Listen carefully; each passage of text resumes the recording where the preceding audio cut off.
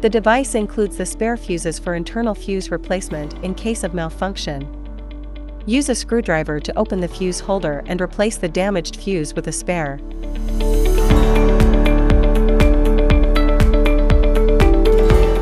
Place the handle holder around the main unit. Install the 40K handle.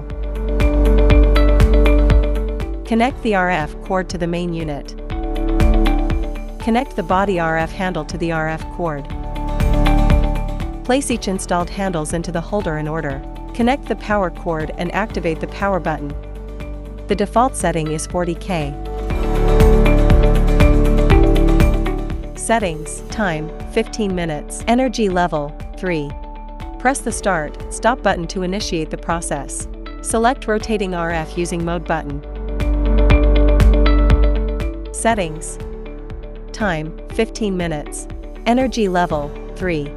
Press the start, stop button to initiate the process. Select rotating RF using mode button. Connect the IRF handle to the RF cord.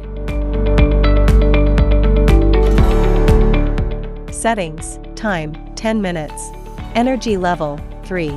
Press the start, stop button to initiate the process. Select rotating RF using mode button.